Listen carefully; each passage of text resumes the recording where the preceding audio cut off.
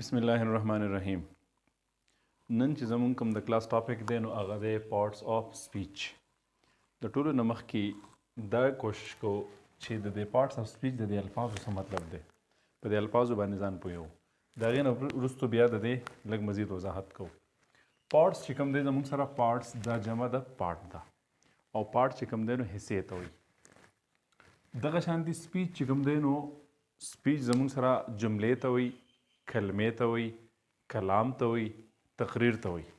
تاسو به اورېدلی لکه د فلاني سړي سپیچ دی، اردو سپیچ دی، انګلیش سپیچ دی، او هغه بعضې هلکانو ته چې موږ په سکول کې سپیچ ورکړو نو بس ډېر په سور کې زما سپیچ دی، اردو سپیچ دی. نو سپیچ څه شی؟ تقریر.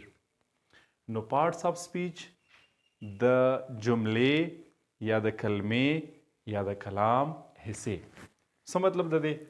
نو یو جملې نه به وضاحت وکړو. جي وګورئ جي موږ وایو چې علي goes to school. علي goes to school. اوس وګورئ دا زموږ سره یو جمله ده. په دې جمله کې وګورئ علي ځانلی یو لفظ دی، goes بل لفظ دی، to بل لفظ دی، school بل لفظ دی. په دې کې وګورئ علي ته چې کوم دی نو د ګرامر په جمع کې موږ وایو noun. دغه شانتي goes یا goes زموږ سره چې کوم دی نو دا زموږ سره دی verb. دغه شانتي to چې کوم دی نو دا زموږ سره دی preposition. دغه شانتي school بیا زموږ سره چې کوم دی نو noun. وګورئ په دې جمله کې یو ټکی هم داسې پاتې نه شو چې د هغې موږ یو سپیسیفیک نوم چې کوم دی نو هغه نه یې ښودی. په دې جمله کې د هر لفظ یو سپیسیفیک نوم دی. دغه شانتي بل لفظ چې کوم دی نو زموږ سره بله جمله به موږ ووایو چې they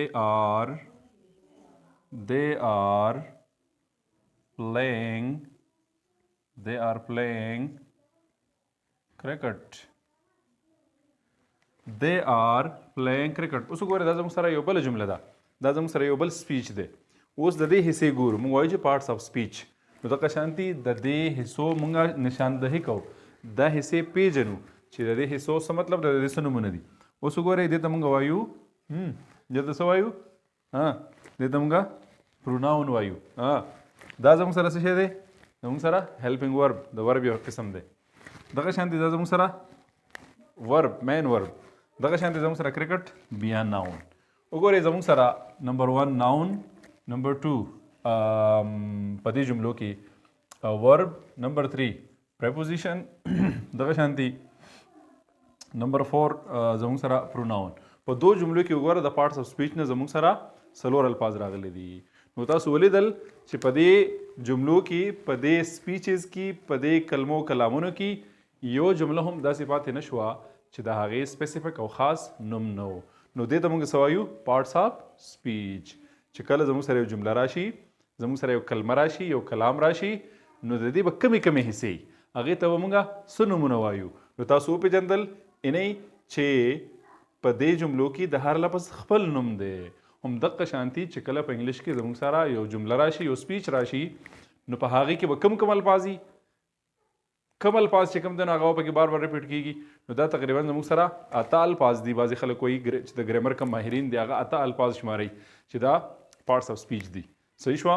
هغه پکې آرټیکل نه شمارئ. او چې کم د ګرامر ماهرین چې کوم دی ګرامیرینز، هغه پکې آرټیکل چې کوم دی نو هغه هم شمارئ. نو هغه وایي چې پارټس آف سپیچ چې کوم دی نو هغه څومره دي؟ هغه 9 دي. اوس د دغه الفاظو چې څه ته موږ پارټس آف سپیچ وایو، د دې زه تاسو ته یو لیست لیکم. وګورئ جي زموږ سره چې کوم دی نو نمبر 1 په دې کې په پارټس آف سپیچ کې چې کوم دی نو هغه دی noun. نمبر 2 زموږ سره چې کوم دی نو دا دی pronoun. دغه شانتي نمبر 3 چې کوم دی زموږ سره هغه دی adverb. نمبر 3 چې کوم دی زموږ سره دی adjective.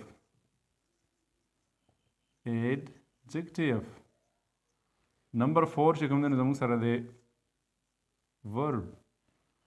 نمبر 5 چې کوم دی زموږ سره adverb.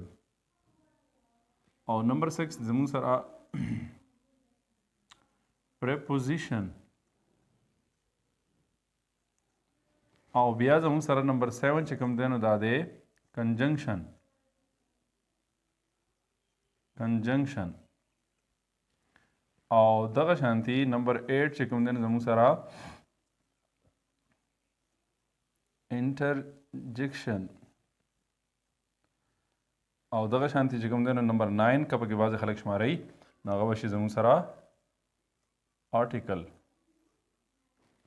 وګورئ جي دا زموږ سره د parts of speech list دی noun بیا زموږ سره د pronoun بیا د زموږ سره adjective بیا زموږ سره د verb بیا زموږ سره د adverb بیا چې کوم دی نو preposition بیا چې کوم دی نو conjunction بیا interjection او بیا article نو چې کله هم زموږ سره په انګلیش کې یو جمله راشي نو هغه به د دې الفاظونه بهر نه وي یو نه یو لفظ به پکې د دې نه استعمالیږي یا خو به noun استعمالیږي یا به pronoun استعمالیږي یا به adjective استعمالیږي یا به چې کوم دی نو verb استعمالیږي یا به adverb استعمالیږي یا به preposition استعمالیږي یا به conjunction استعمالیږي یا به interjection استعمالیږي یا به article وي اوس چې کوم دی نو دا یو کوم ویډیو چې موږ وکړو نو په دې ویډیو کې موږ د parts of speech د الفاظو لږ وضاحت وکړو د هغې سره لږ غوندې مختصر تعارف او بیا نیکسټ ټایم چې کوم دی نو موږ به بیا په دې nouns باندې بیا په pronoun او په دې باندې مختلف موږ بیا بیلې بیلې ویډیوز جوړو او بیا د دې اقسام دي د noun تاسو ته پته ده چې څومره اقسام دي د pronoun اقسام دي adjective کې کار شته دا به بیا موږ 1 by 1 په دې باندې ویډیو جوړو او انشاءالله